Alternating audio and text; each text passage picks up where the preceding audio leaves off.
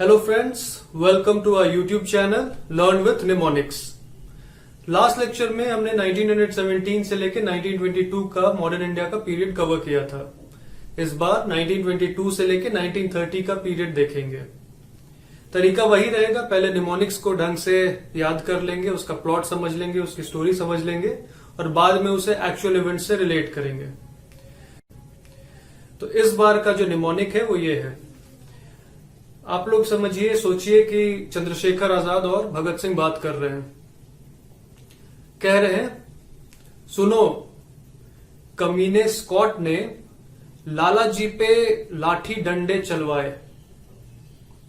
सुनो कमीने स्कॉट ने लाला जी पे लाठी डंडे चलाए। एक्चुअल इवेंट्स जो हुए थे वो देखते हैं। सुनो से है स्वराज पार्टी का फॉर्मेशन 1922, कमीने से काकोरी कांड, काकोरी रॉबरी 1925। सुनो कमीने स्कॉट से है साइमन कमीशन 1927, ने से नेहरू रिपोर्ट 1928, एल से लाला लाजपत राय का डेथ 1928, जी पे से है जिन्ना 14 पॉइंट्स 1929, लाठी से लाहौर कांग्रेस 1929, डंडा से डांडी मार्च 1930 और चलवाया के सी से चिटागोंग आर्बरी रेड 1930। सुनो के एस से है Swaraj party 1922। Withdrawal of non cooperation movement के बाद गांधी जी को अरेस्ट कर लिया गया था। कांग्रेस में कंफ्यूजन थी कि अब आगे क्या करना है। दो ग्रुप्स बन गए थे। एक ग्रुप का कहना था कि वो कंस्ट्रक्टिव वर्क करेंगे और नेक्स्ट फेज के लिए तैयारी करेंगे। इस ग्रुप में राजेंद्र प्रसाद और सरदार पटेल जैसे लोग थे। दूसरे ग्रुप का कहना था कि वो काउंसिल एंट्री करेंगे, इलेक्शन फाइट करेंगे और जो 1919 के रिफॉर्म्स है वो कितने खोखले हैं इसका प्रदर्शन करेंगे। इसमें सीआर दास और मोतीलाल नेहरू लीड कर रहे थे।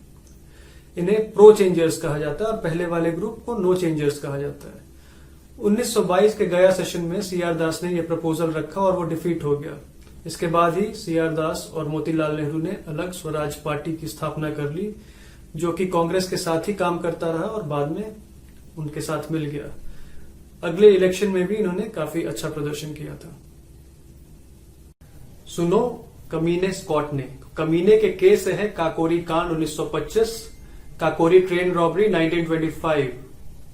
ये एचआरए के लोगों के द्वारा की गई थी, हिंदुस्तान रिपब्लिकन एसोसिएशन। इसका फॉर्मेशन 1924 में सचिन सन्याल, राम प्रसाद बिस्मिल और जोगेश चैटर्जी के द्वारा किया गया था। ये एक मिलिटेंट ऑर्गेनाइजेशन थी जिसका एम था कि आर्म्ड रिबेलियन से भी इंडिया को इंडिपेंडेंस दिलाना। ये सब ऑर्गेनाइज करने के लिए फंड्स की आवश्यकता थी। काकोरी कांड वही फंड जुटाने के लिए ही किया गया ये कार्य था।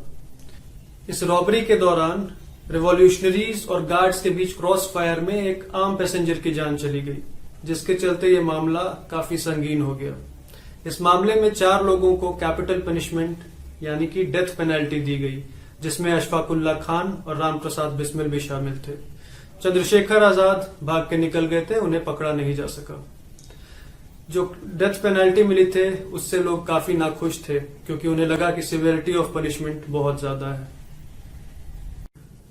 सुनो कमीने स्कॉट ने, तो स्कॉट का एस से है साइमन कमीशन 1927। साइमन कमीशन का गठन 1927 में किया गया। 1919 की जो गवर्नमेंट ऑफ इंडिया एक्ट थी उसमें ही ये प्रोविजन था कि 10 साल के बाद हम लोग रिव्यू करेंगे। उसी के अंतर्गत इसलिए स्टैट्यूटरी कमीशन का गठन किया गया था। कमीशन ऑल व्हाइट बॉडी थी। ऑल व्हाइट बॉडी का मतलब है ये 7 मेंबर कमीशन था, बट उसमें एक भी इंडियन नहीं थे, सारे गोरे थे। इसलिए इसका विरोध शुरू से ही होता रहा। 1927 का जो मद्रास का कांग्रेस सेशन था एमए अंसारी के प्रेसिडेंटशिप में, उसमें कहा गया कि हम साइमन कमीशन का विरोध हर स्टेज में और हर फॉर्म में करेंगे। 1928 में जब कमीशन लैंड की इंडिया में, तो साइमन गो बैक का नारा हर जगह गूंजा। ब्लैक फ्लैग्स से साइमन कमीशन का स्वागत किया गया और साइमन गो बैक का नारा लोग लगाते रहे। ये जो मूवमेंट था, ये जो प्रदर्शन था उसके अगेंस्ट, वो एक मूवमेंट का रूप लेने लगा था। और जब अक्टूबर में ऐसे ही एक विरोध प्रदर्शन में लाला लाजपत राय लीड कर रहे थे, उसमें लाला जी पे लाठी से हमला करवाया गया। चोट लगी और कुछ दिन के बाद लाला जी का डेथ हो गया। ये रिपोर्ट 1930 में पब्लिश हुआ, जिसमें कहा गया कि जो डायरकी का प्रोजेक्ट चलाया था गवर्नमेंट ने 1919 में, वो कंप्लीटली फेलियर है। और भी कुछ रिकमेंडेशंस दिए जो कि 1935 के गवर्नमेंट ऑफ इंडिया एक्ट का बेस बना। स्कॉट ने से है नेहरू रिपोर्ट। लॉर्ड बर्कनहेड जो सेक्रेटरी ऑफ स्टेट थे, वो अक्सर मजाक उड़ाया करते थे कि इंडियंस कोई कॉन्स्टिट्यूशनल फ्रेमवर्क बनाने के लिए सक्षम ही नहीं है जो कि सारे इंडियंस माने।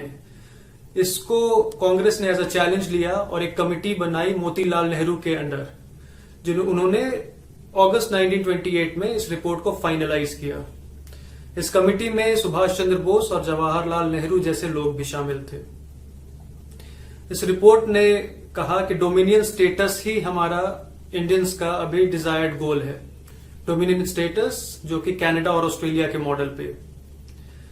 इस प्रोविजन से जो यंगर एलिमेंट्स थे, सुभाष चंद्र बोस, जवाहरलाल नेहरू, ये लोग काफी नाखुश थे। Report rejected the principle of separate electorates. जो सेपरेट इलेक्टोरेट्स का प्रोविजन था 1909 में लाया गया था, 1919 में इसे एक्सटेंड किया गया था, उसे इस रिपोर्ट ने कंप्लीटली रिजेक्ट किया। मुस्लिम्स को प्रोविजन दिया गया कि जहां पे वो माइनॉरिटी में है वहां उन्हें रिजर्वेशन मिलेगा, बट जहां मेजोरिटी में है वहां रिजर्वेशन का प्रोविजन नहीं दिया गया। और भी कुछ मेजर रिकमेंडेशंस थे, जैसे 19 फंडामेंटल राइट्स के बारे में इसमें लिखा गया है। यूनिवर्सल एडल्ट सफरेज मतलब यूनिवर्सल वोटिंग राइट्स देने की बात कही और कहा कि स्टेट और रिलीजन बिल्कुल अलग अलग रहेंगे, जो सेक्युलरिज्म का कॉन्सेप्ट है।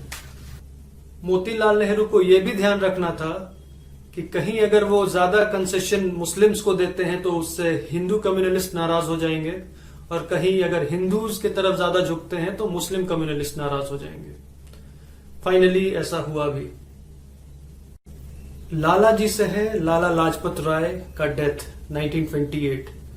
शेर पंजाब लाला लाजपत राय लाठियों के चोट से गंभीर रूप से घायल हो गए थे, जो हमने पहले डिस्कस किया।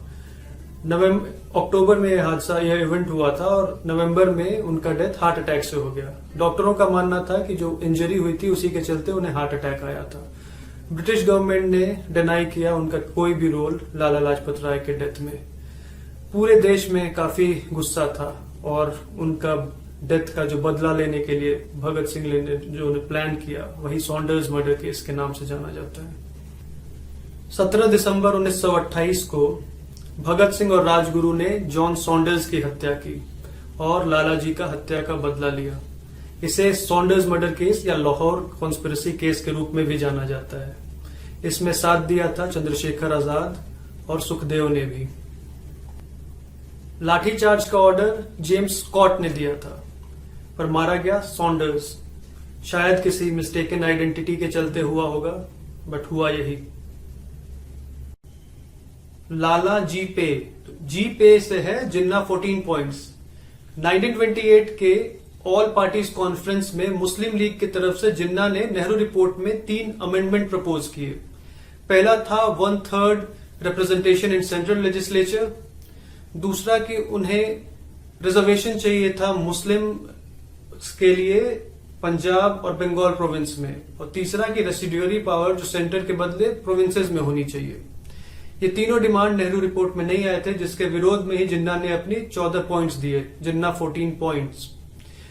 यही जो 14 पॉइंट्स थे आगे चल के मुस्लिम लीग के हर एक नेगोशिएशंस, हर एक प्लेटफॉर्म पे प्रोपेगेंडा का मेन बेस बना। लाला जी पे लाठी डंडे, तो लाठी से है लाहौर कांग्रेस सेशन 1929। जवाहरलाल नेहरू इस सेशन के प्रेसिडेंट थे। ये सेशन पूर्ण स्वराज के लिए जाना जाता है, कंप्लीट इंडिपेंडेंस के मोशन के लिए जाना जाता है। इसी सेशन के दौरान 31 दिसंबर 1929 को रवि नदी के किनारे फ्लैग होइस्टिंग भी की गई थी, कंप्लीट इंडिपेंडेंस के नारा के साथ। झंडा तोलन किया गया था, झंडा फहराया गया था। 26 जनवरी 1930 को पूर्ण स्वराज दिवस के रूप में भी आगे मनाया जाने लगा। लाठी डंडे चलवाए, डंडे से है डांडी मार्च 1930। इसे सॉल्ट मार्च भी कहते हैं। ये non violent civil disobedience movement था जिसे गांधी जी ने लीड किया।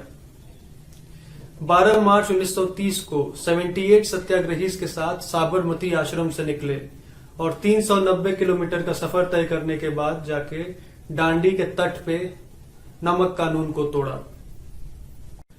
लाठी डंडे चलवाए के सी से है चिटागोंग आर्मरी रेड 1930। सूर्य सेन ने इसे लीड किया था। 18 अप्रैल 1930 रात 10 बजे इन्होंने 2 आर्मरी, एक पुलिस आर्मरी और एक ऑक्सिलरी आर्मरी को कैप्चर कर लिया। इस रेड में टेलीग्राफ लाइन, टेलीफोन लाइंस और रेलवे सर्विसेज को डिसरप्ट किया गया था। आर्म्स तो मिले बट एम्यूनिशंस लोकेट नहीं कर पाए थे। इस रेड के तुरंत बाद ही सूर्य सेन ने फ्लैग होइस्टिंग की और अनाउंस किया कि प्रोविजनल रिवॉल्यूशनरी गवर्नमेंट इंडिया का बन चुका है।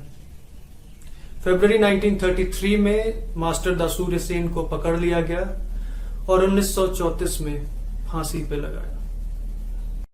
1922 से लेकर 1930 का मेजर इवेंट्स हम लोगों ने देख लिया। निमोनिक्स को एक बार फिर से रिवाइज कर लेते हैं। सुनो, कमीने स्कॉट ने लाला जी पे लाठी डंडे चलवाए। थोड़ा सा इमेजिन कर लीजिए कि चंद्रशेखर आजाद और भगत सिंह ये वार्तालाप कर रहे हैं। ये जरूरी है, इमेजिन करना जरूरी है, विजुअलाइज करना जरूरी है। इससे इवेंट्स लॉन्ग टर्म मेमोरी में चले जाते हैं। जो हमारा विजुअल मेमोरी का जो कैपेसिटी है वो बहुत ज्यादा है, अनलिमिटेड है। तो प्लीज इसको रिवाइज कीजिए। अगर ये निमोनिक्स अच्छा लगा, ये लेक्चर अच्छा लगा तो लाइक और सब्सक्राइब कीजिए। पढ़ते रहिए।